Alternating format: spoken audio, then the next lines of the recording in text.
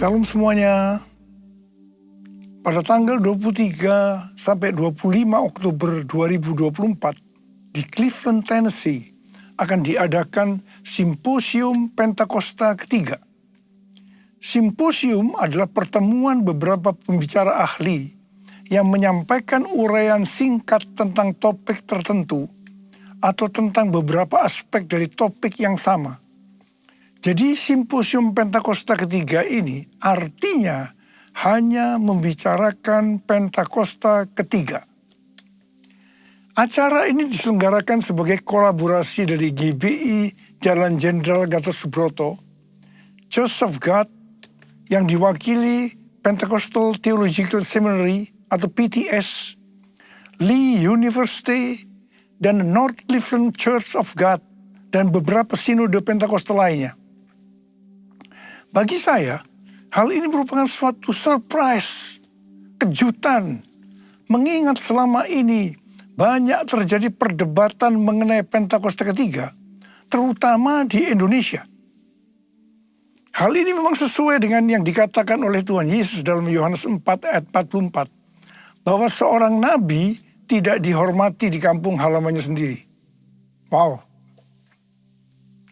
Mike Baker, Presiden Pentecostal Theological Seminary, bersaksi bahwa ketika pertama kali mendengar tentang Pentakosta ketiga, dia berkata, apaan tuh?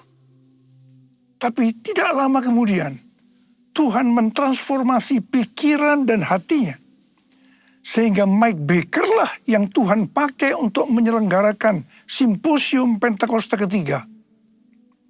Saya sempat ditegur Tuhan, karena Mike Baker lebih berapi-api dibanding saya. Padahal saya yang Tuhan tunjuk sebagai messenger Pentakosta ketiga. Justru Simposium Pentakosta ketiga Tuhan tunjuk di Amerika. Sesuai dengan yang dinubuatkan oleh Cindy Jacob pada acara Empower 21 Asia tahun 2018 di SICC. Dia bernubuat bahwa gerakan Pentakosta ketiga ini dari timur ke barat dan akan kembali ke Yerusalem. Barat yang dimaksudkan adalah Amerika. Dari Amerika lah gerakan Pentakosta ketiga akan menyebar ke seluruh dunia. Jadi sekarang yang ada di Amerika tentang Pentakosta ketiga, selain dari Simposium Pentakosta ketiga adalah The Niko Nyoto Raharjo Chair for the Restoration of the Tabernacle of David yang didirikan oleh Pentecostal Theological Seminary. Ini merupakan cikal bakal Pentakosta ketiga. Dan yang kedua, plakat ketiga tentang Pentakosta ketiga yang terdapat di lobi asrama Niko Nyoto Raharjo Hall, Oral Roberts University di Tulsa, Oklahoma. Dan yang ketiga, Third Pentecost Azusa Street Prayer Tower di Los Angeles. Yang keempat, The Third Pentecost Channel di Spirit Network dari Pentecostal Theological Seminary.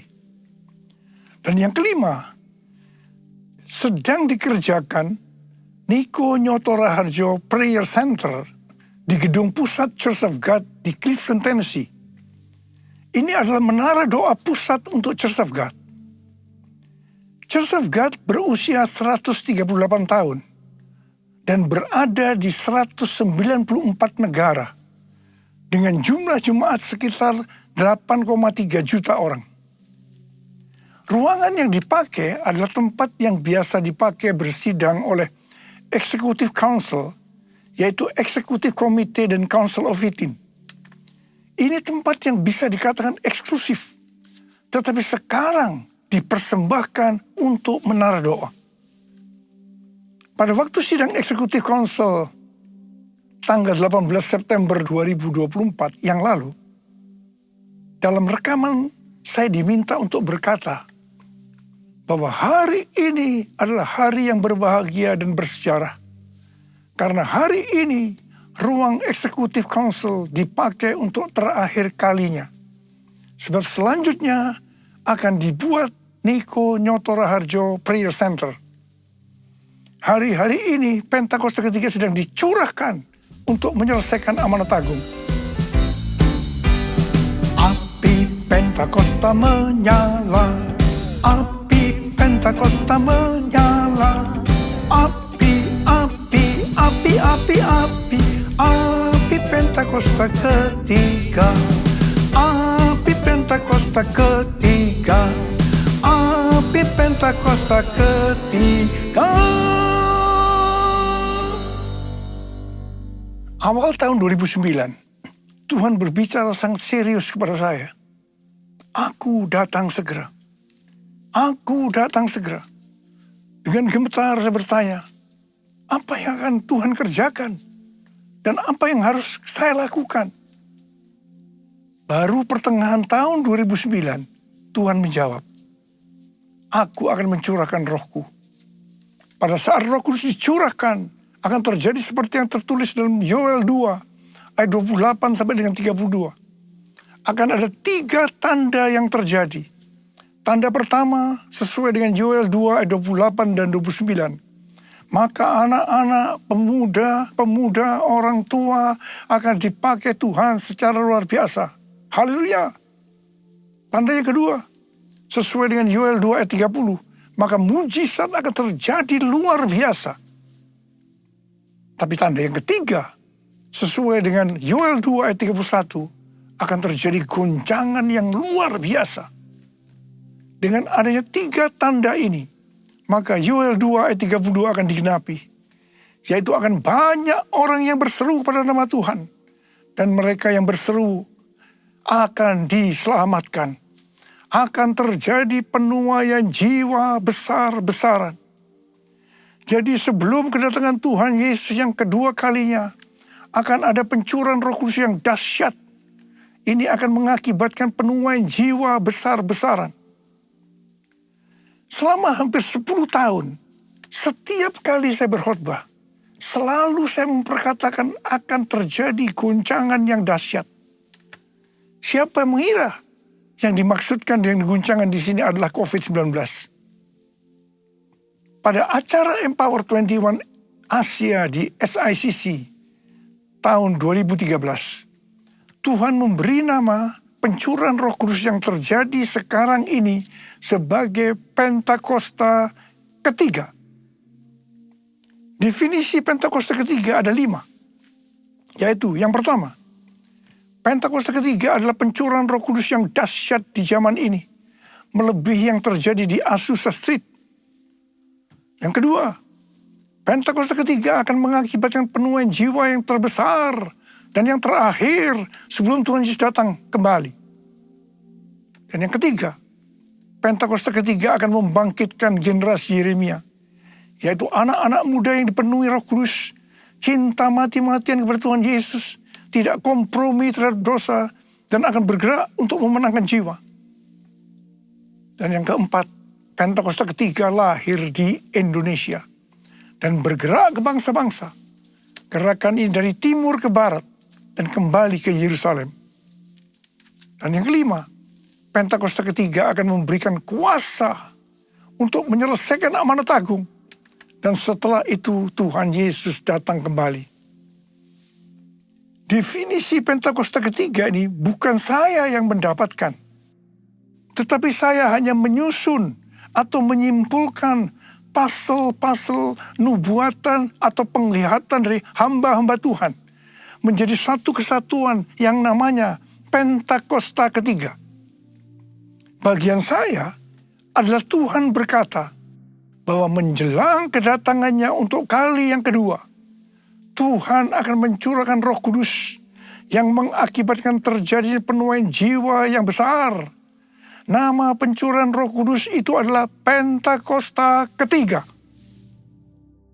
Definisi pertama dan kedua dari Pentakosta ketiga, ini nubuatan dari William Seymour, hamba Tuhan yang dipakai dalam Azusa Street Revival.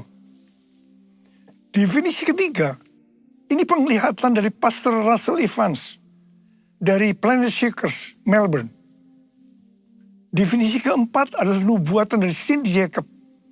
Dan definisi kelima dari Dr. Tim Hale yang saat itu menjabat sebagai General Overseers atau Ketua Umum Church of God.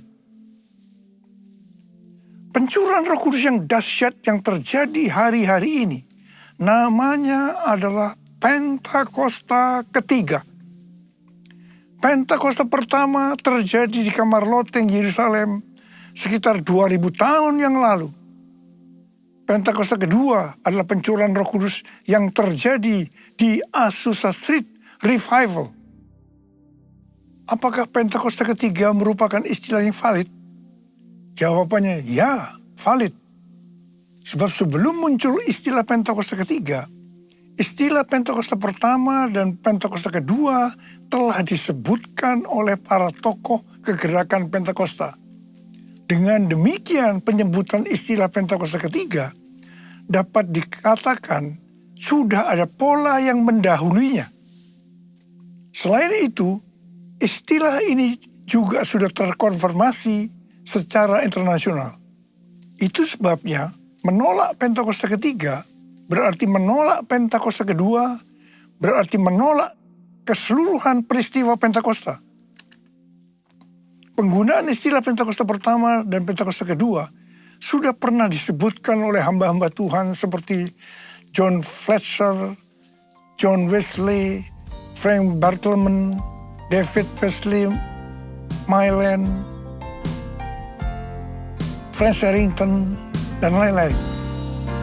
Jesus, I believe in you.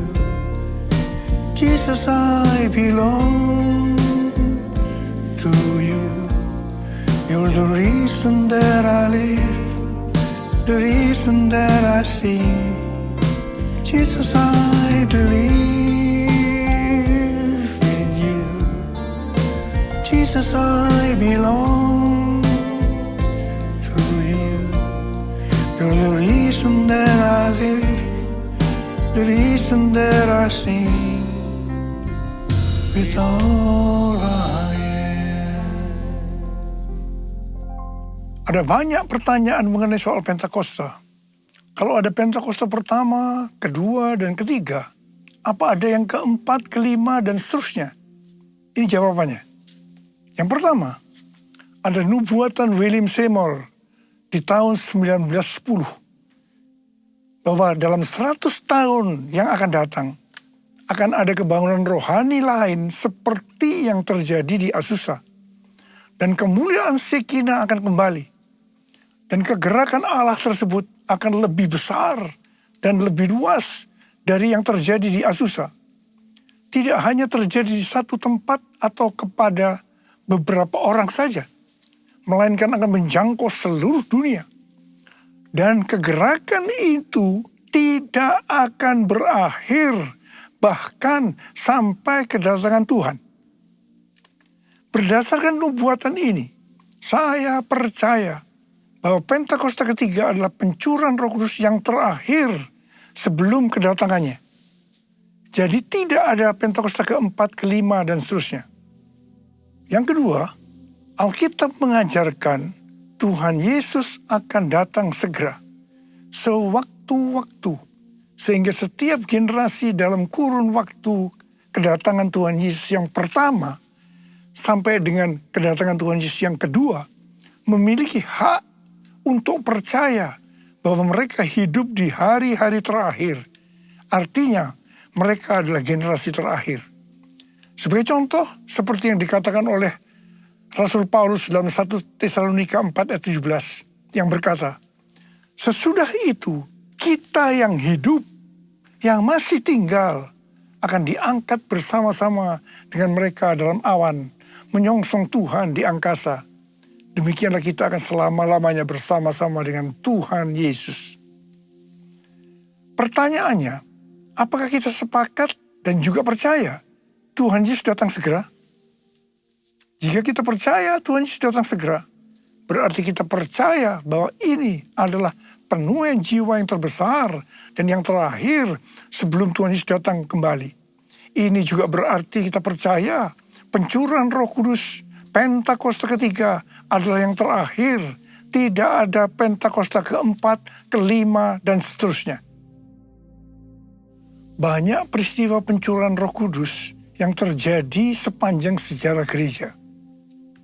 Namun tidak semuanya dapat disebutkan sebagai peristiwa Pentakosta, seperti yang terjadi di kamar loteng Yerusalem yang disebutkan sebagai Pentakosta pertama. Ada 3 kualifikasi pencurahan Roh Kudus yang dahsyat seperti Pentakosta pertama, yaitu yang pertama, masif, ekspansif, dan multi-etnis. Yang kedua, penekanan terhadap glosolalia atau bahasa roh dan manifestasi kuasa Roh Kudus.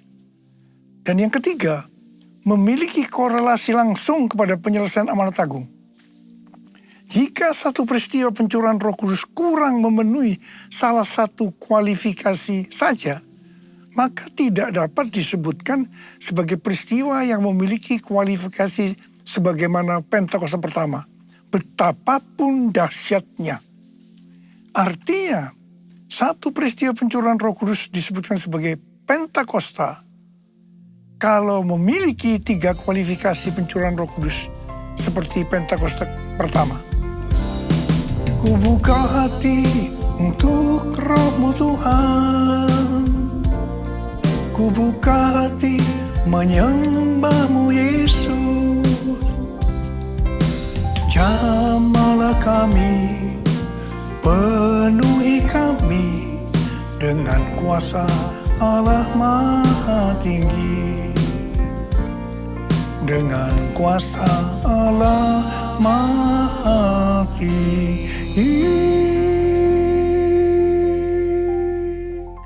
Waktu Tuhan Yesus ditanya oleh murid-muridnya tentang tanda kedatangannya yang kedua kali dan tanda akhir zaman, Tuhan Yesus menjawab bahwa akan muncul Mesias-Mesias palsu yang memakai namaku, akan mendengar deru perang dan kabar tentang perang. Bangsa akan bangkit melawan bangsa, kerajaan melawan kerajaan. Akan ada kelaparan dan gempa bumi di berbagai tempat. Banyak orang percaya disiksa dan dibunuh oleh karena namaku. Banyak orang akan murtad dan mereka saling menyerahkan dan saling membenci. Banyak nabi palsu akan muncul menyesatkan banyak orang. Karena kedurhakaan makin bertambah, kasih kebanyakan orang akan menjadi dingin. Namun mereka yang bertahan sampai pada kesudahnya akan diselamatkan. Selain itu, Tuhan Yesus menjawab dari Matius 24 ayat 14 yang berkata, Injil kerajaan ini akan diberitakan di seluruh dunia menjadi kesaksian bagi semua bangsa. Sesudah itu barulah tiba kesudahannya. Jadi kalau Injil kerajaan sudah diberitakan di seluruh dunia menjadi kesaksian bagi semua bangsa, atau dengan kata lain, kalau amanat agung selesai, maka Tuhan Yesus akan datang untuk kedua kalinya. Kita diingatkan bahwa tugas utama sebagai orang percaya adalah menyelesaikan amanat agung. Hal itu sesuai dengan yang dikatakan oleh Tuhan Yesus kepada murid-muridnya sebelum naik ke sorga. Dalam Matius 28 ayat 19 dan 20. Karena itu pergilah, jadikanlah semua bangsa muridku, dan baptislah mereka dalam nama Bapa dan Anak dan Roh Kudus, dan ajarlah mereka melakukan segala sesuatu yang telah kuperintahkan kepadamu. Ketahuilah, aku menyertai kamu senantiasa sampai akhir zaman. Ini adalah amanat agung Tuhan Yesus. Untuk menyelesaikan amanat agung tidak bisa dengan kekuatan sendiri, tetapi hanya dengan kuasa Roh Kudus. Karena itu pesan terakhir Tuhan Yesus sebelum naik ke sorga kepada murid-muridnya, juga artinya kepada kita yang menjadi murid Kristus. Dalam Kisah Para Rasul 1 ayat 8 yang berkata, tetapi kamu akan menerima kuasa kalau Roh Kudus turun ke atas kamu, dan kamu akan menjadi saksiku di Yerusalem dan di seluruh Yudea dan Samaria dan sampai ke ujung bumi. Setelah itu Tuhan Yesus naik ke sorga. Setelah Tuhan Yesus naik ke sorga, maka 120 muridnya pergi ke Yerusalem dan berkumpul di kamar loteng. Mereka melakukan ini karena Tuhan Yesus yang menyuruh. Tuhan Yesus berkata, kamu jangan meninggalkan Yerusalem sebelum kamu diperlengkapi dengan kuasa dari tempat tinggi. Sebab Yohanes membaptis kamu dengan air, tetapi tak lama lagi kamu akan dibaptis dengan Roh Kudus. Apa yang mereka lakukan di kamar loteng? Mereka semua bertekun dengan sehati dalam doa bersama-sama. Artinya mereka berdoa, memuji dan menyembah Tuhan bersama-sama dalam unity siang dan malam. Ini prinsip menara doa. Ini prinsip restorasi Pondok Daud. Jadi untuk menantikan pencurahan Roh Kudus atau baptisan Roh Kudus yang kita sebutkan sebagai Pentakosta pertama, mereka melakukan ini. Gereja kita, GBI Jalan Jenderal Gatot Subroto, berumur 36 tahun.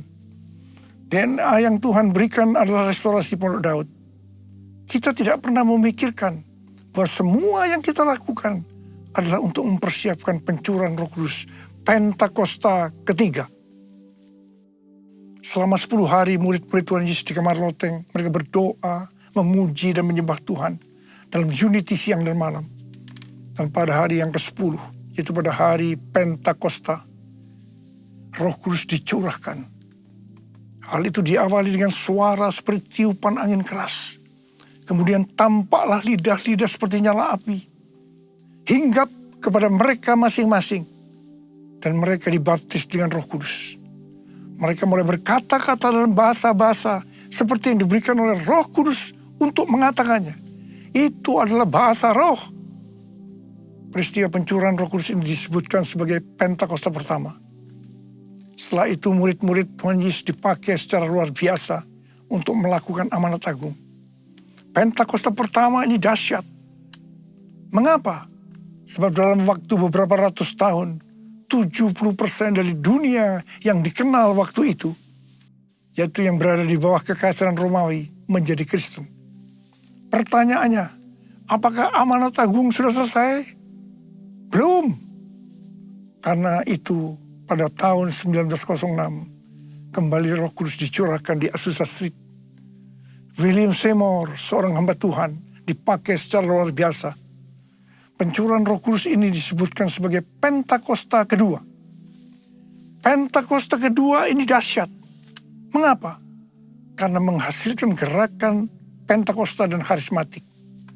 Ada sekitar 700 juta orang yang diberdayakan Roh Kudus hari-hari ini. Pertanyaannya, apakah amanat agung sudah selesai? Belum. Karena itu hari-hari ini Roh Kudus kembali dicurahkan. Pencurahan Roh Kudus ini disebutkan sebagai Pentakosta ketiga. Kita harus percaya dengan Pentakosta ketiga, maka Injil Kerajaan akan diberitakan di seluruh dunia menjadi kesaksian bagi semua bangsa. Artinya amanat agung selesai. Dan setelah itu Tuhan Yesus akan datang kembali. Haleluya. Saudara, saya mau berdoa buat saudara. Ada berapa banyak di antara saudara yang berkata, Tuhan, saya siap untuk menyelesaikan amanat agung. Berikan saya kuasa Tuhan, kuasa untuk menyelesaikan amanat agung. Angkat tangan saudara. Katakan bersama saya, curahkanlah kuasa-Mu Tuhan. Mujizat terjadi di tempat ini. Curahkanlah kuasa-Mu Tuhan. Mujizat terjadi sekarang ini. Curahkan ya Tuhan, curahkanlah kuasa-Mu Tuhan. Mujizat terjadi di tempat ini. Curahkanlah kuasa-Mu Tuhan. Mujizat terjadi sekarang ini. Mujizat terjadi sekarang ini. Mujizat terjadi sekarang ini. Angkat tangan saudara. Yang sudah berbahasa roh saat ini. Oh, Tuhan, Tuhan curahkan kuasa-Mu. Urapi kami, terima. Oh, terima kasih Tuhan, terima kasih. Dalam nama Yesus, amin.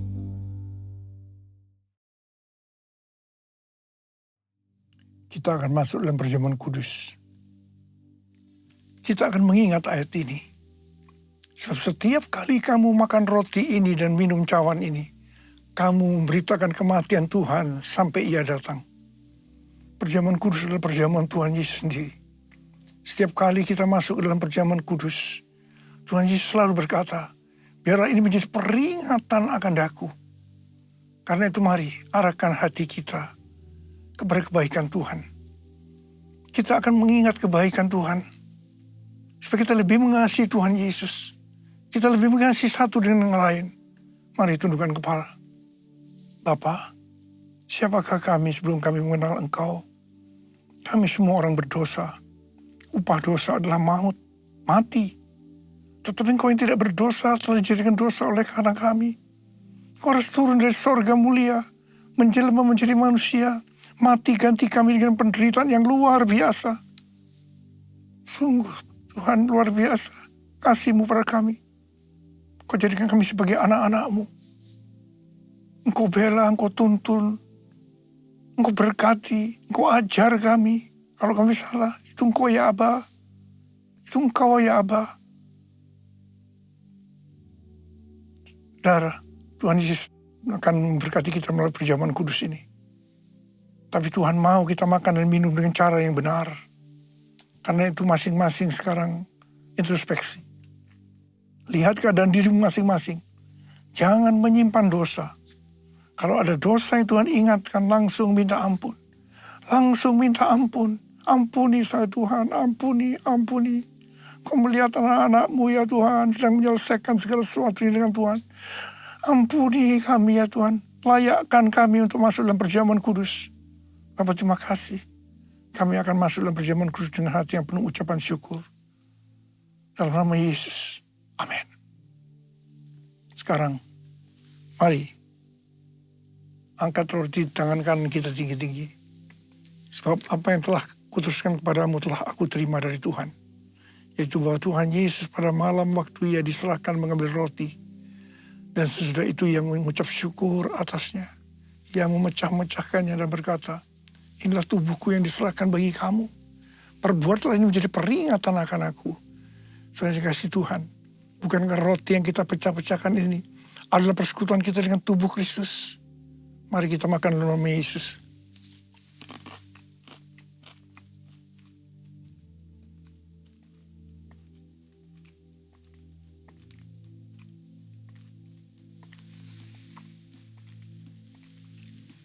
Angkat cawan di tangan kanan kita tinggi-tinggi. Demikian juga yang mengambil cawan sudah makan lalu berkata, cawan ini adalah perjanjian baru yang dimeteraikan oleh darahku. Perbuatlah ini setiap kali kamu meminumnya menjadi peringatan akan aku. Sudah kasih Tuhan, bukankah cawan pengucapan syukur. Yang atasnya kita ucapkan syukur adalah persekutuan kita dengan darah Yesus. Mari kita minum dalam nama Yesus.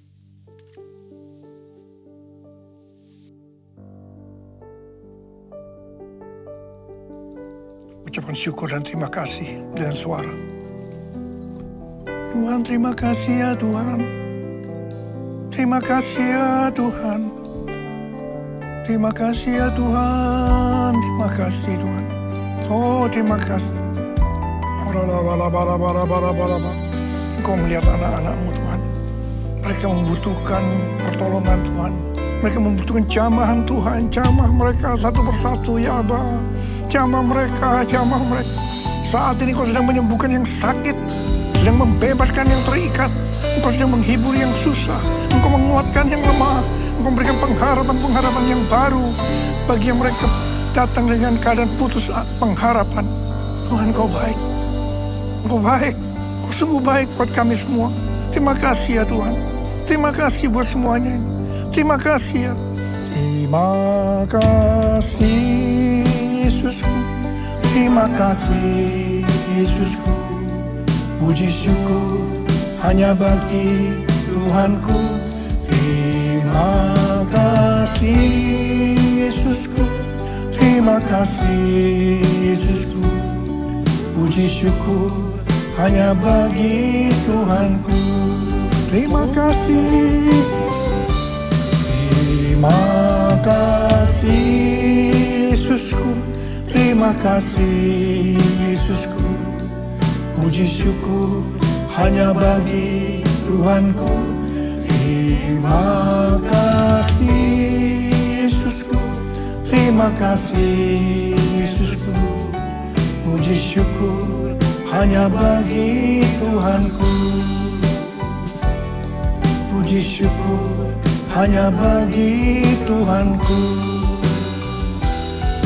Puji syukur hanya bagi Tuhanku.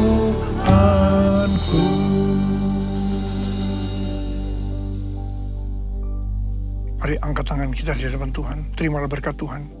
Kasih karunia yang berlimpah-limpah daripada Allah Bapa dalam Anak yang tunggal Yesus Kristus. Persekutuan yang manis dengan Roh Kudus menyertai kita semua mulai hari ini sampai Tuhan Yesus datang menjemput kita di awan-awan dan bahkan sampai selama-lamanya. Yang percaya bersama-sama katakan amin.